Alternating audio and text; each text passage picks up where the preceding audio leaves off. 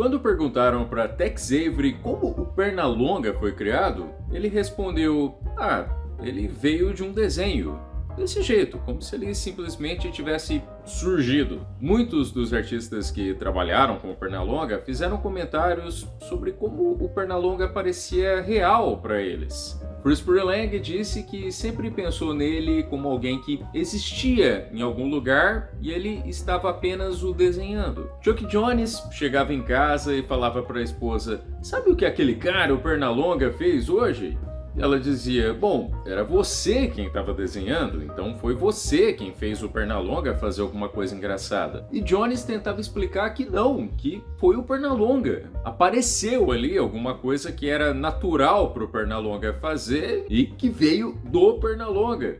Quando Bill Scott contou para sua avó que ele estava escrevendo roteiros do Pernalonga, ela disse: "Por quê? Ele já é engraçado do jeito que é." O Pernalonga, assim como os maiores personagens animados, acaba sendo maior do que os humanos que o fizeram existir. O brilho dele é tanto que ofusca a sua história de bastidores. Tanto que é até complicado apontar o momento exato em que ele foi criado. Mas a gente pode tentar. Antes do Pernalonga, o estúdio de Leon Schlesinger já teve alguns coelhos, como em Pork's Building, que tem um coelho que aparece várias vezes ao longo do desenho, pedindo para entrar na equipe de construção do Gaguinho. Mas o curta que a gente pode apontar como o primeiro passo na linha evolutiva que culminou no Pernalonga é justamente a primeira aparição do Patolino. Lançado em 1937, Pork's Duck Hunt tinha a direção de Tex Avery e mostrava o Gaguinho como um caçador atrás de um pato que mais tarde receberia o nome Daffy Duck, ou Patolino. Bob Clampett, que animou o Patolino na ocasião, escreveu algumas gags que não entraram no desenho. Quando o estúdio estava na pressa precisando de ideias para um novo curta, ele pegou algumas dessas sobras, mas trocou o pato por um coelho. Clampett entregou essas gags para o patrão, Leon Schlesinger, que por sua vez passou para Ben Hardaway, encarregado de dirigir o novo curta. Hardaway foi apontado como diretor num momento em que Schlesinger não tinha certeza como ocuparia a vaga deixada por Fritz Lang quando este foi embora para trabalhar na MGM. Hardaway tinha o apelido Bugs. A palavra Bugs, além de significar insetos, virou gíria nos anos 20 para pessoa maluca. E aquele cara é Bugs. Dois gangsters, por acaso, receberam esse apelido Bugs, Ben Siegel e George Moran. Isso fez com que o apelido pegasse para se referir a gente que fosse não apenas doida, mas também um tipo durão.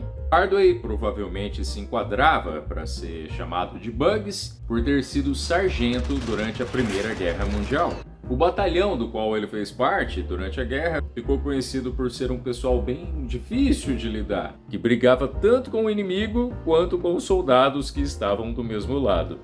Assim como Walt Disney, Bugs era do Kansas, e assim como Disney, trabalhou na Kansas City Film Ad, uma firma de publicidade. Ele trabalhou no estúdio de Walt Disney por um breve período como roteirista, antes de entrar no estúdio de Schlesinger em 1933. O seu colega Lowell Elliott disse que Bugs era muito bom em criar gags, mas precisava de algo no qual encaixá-las. Ele sabia criar bons momentos cômicos, mas não era tão bom em inventar enredos para servir de pano de fundo para eles. Fritz Lang reforçou isso, dizendo que Hardaway sempre precisava trabalhar em cima de uma fórmula. Com o material feito por Bob Clampett, Bugs tinha essa fórmula: caçador atrás de presa.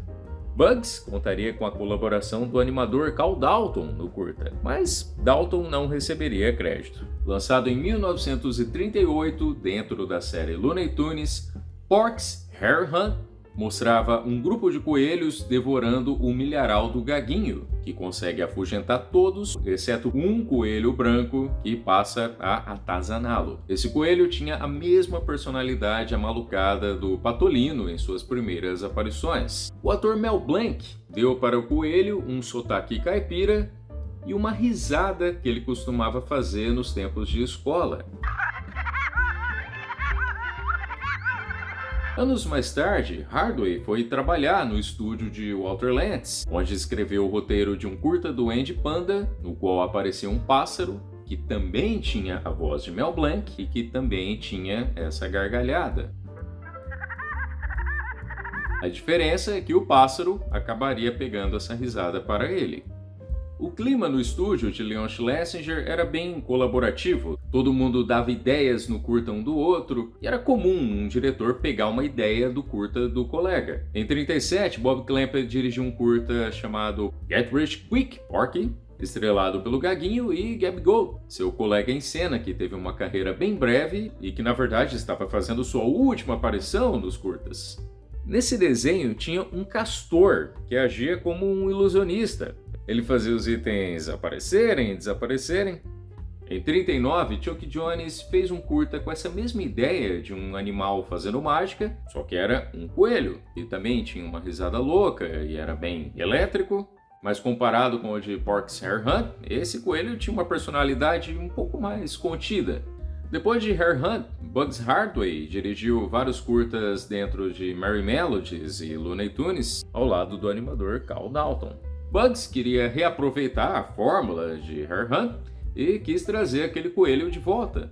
Mas antes, ele pediu que o coelho fosse redesenhado por Charles Thorson, artista saído da Disney, onde já tinha desenhado alguns coelhos, como no curta do Ravita e o Max, na versão Disney de A Tartaruga e a Lebre. Thorson redesenhou o coelho de Hare Hunt em poses variadas e fazendo várias alterações. O pelo passou de branco para cinza, com bochechas e barriga brancas, com o pescoço comprido e luvas. Ele também ficou um pouquinho mais em pé. Esse coelho ainda não tinha nome. Só para identificar, na parte de baixo da folha, Thorson escreveu Bugs Bunny, ou o coelho do Bugs. O coelho remodelado apareceu em Harum Scarum, mas nenhum nome foi mencionado para ele nesse curta. Um homem lê no jornal que o preço da carne subiu, então decide sair para caçar coelhos. Ele passa o restante do curta sendo torturado pela sua presa, que continua com a mesma personalidade biruta de Hare Hunt. O caçador em questão também não tem seu nome mencionado no desenho, mas na sinopse do registro de direitos autorais, ele é chamado de John Sourpuss. Quando Harum Scarum chegou nos cinemas em 1939, Bugs e Dalton já não estavam mais como diretores, porque Friz Freleng voltou para o estúdio. Sua breve passagem de 2 anos na MGM não foi exatamente a época mais feliz de sua carreira. Dalton voltou a ser animador e Bugs virou o líder do departamento de histórias. Ele deixaria o estúdio de Schlesinger no ano seguinte e seguiria para a Walter Lantz Productions. O tal coelho de Bugs foi reaproveitado por Chuck Jones no curta Elmer's Candid Camera. O protagonista, Elmer, ou Hortelino para nós, nasceu a partir de um personagem chamado Egghead, que Tex Avery usou em vários desenhos. O Egghead alternou por vários designs diferentes e uma variante acabou sendo considerada um personagem à parte. Em material publicitário, o Hortelino foi chamado de irmão do Egghead. A essa altura, o coelho já havia confrontado 2 caçadores, mas o Hortelino era simplesmente um fotógrafo tentando fotografar a natureza. Jones, anos mais tarde, diria o quanto detestou esse curta, por achar que ficou muito lento. De fato, no curta, o coelho de Bugs está um pouco mais calmo, perdendo um pouco da insanidade que apresentava até então. Se a origem do Pernalonga veio de fato de um curta dirigido por Tex Avery, em 1940 o ciclo deu a volta completa. Tex Avery dirigiu A Wild Hare. Antes de começar a trabalhar nesse curta, Avery pediu para o artista Bob Givens redesenhar o Hortelino e desenhar um coelho. Givens contou que Avery achava o coelho desenhado por Thorson bonitinho demais e queria alguma coisa diferente. Segundo Givens, esse coelho não é o mesmo coelho de Bugs. E Robert McKinson e Friz Freleng ambos dizem que o coelho de Tex é um personagem à parte. Eles dizem que Avery não estava nem levando em consideração o coelho de Bugs. Mas com certeza tem um pouco do DNA dele ali. Esse novo coelho, desenhado por Bob Givens, tinha a postura ereta e a cabeça ovoide, ao contrário de redonda.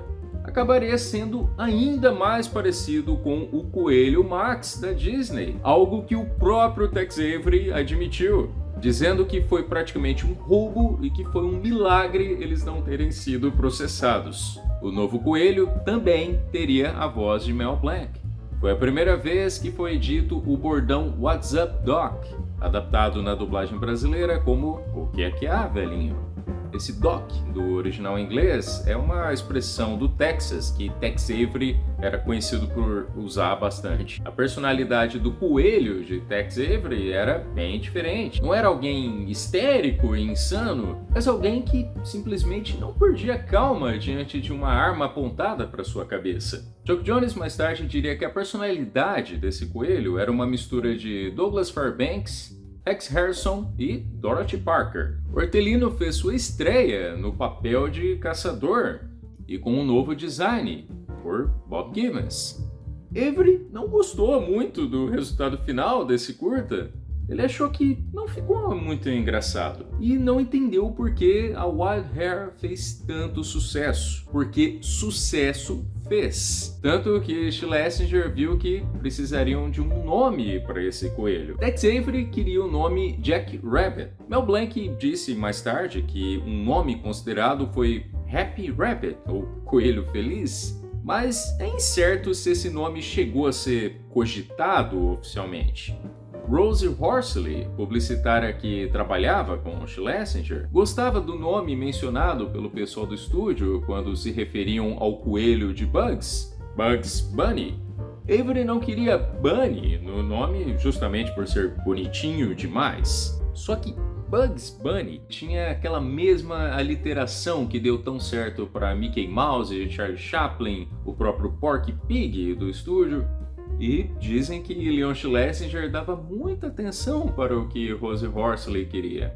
E Schlesinger achou Bugs Bunny uma boa ideia. A primeira vez em que o nome apareceu nas telas foi um curta dirigido por Chuck Jones, em que Bugs Bunny, ou Pernalonga, é o bichinho de estimação que o Hortelino acabou de adotar, mas que se mostra difícil de domesticar. Em A Wild Hair, o Pernalonga foi animado em várias cenas por Bob McKinson, que entrou na unidade de produção liderada por Tex Avery no começo de 1940, depois de passar uns 2 anos trabalhando com Chuck Jones. Segundo McKinson, o cargo de diretor foi oferecido a ele, mas ele preferiu continuar como animador para aprender mais sobre a profissão. E foi ele quem sugeriu Chuck Jones para o cargo. McKinson era visto como um dos melhores animadores do estúdio. Schlesinger o colocou no cargo de animador principal, alguém que poderia ajudar todo mundo no estúdio a manter os personagens consistentes e manter um certo nível de profissionalismo. Durante muito tempo, consistência não era uma preocupação dentro do estúdio. Os personagens poderiam variar de acordo com o estilo de cada diretor, mas o estúdio estava ficando cada vez com mais personagens recorrentes e começaram a sentir necessidade de um padrão. Depois de A Wild Hair, Bob McKinson redesenhou o coelho. Na sua revisão, a cara do Pernalonga ganhou esse formato triangular e pelos nas bochechas. Um mês depois de A Wild Hair, um coelho que pode ser ainda aquele primeiro coelho de Bugs, fez uma rápida aparição em um curta do Gaguinho dirigido por Bob Clampett. Mas logo, Clampett, Avery, Freelang e Jones estariam fazendo curtas usando a nova versão de Bob McKinson. Clampett ainda achava que o rosto do Pernalonga era pequeno demais, os detalhes da sua cara pareciam todos comprimidos e ele não tinha um queixo bem definido. McKinson então fez um novo modelo, aceitando sugestões de Clampett e de outros animadores, e chegaram no novo design. Em 1943, o Pernalonga já estava aparecendo em curtas com seu design definitivo.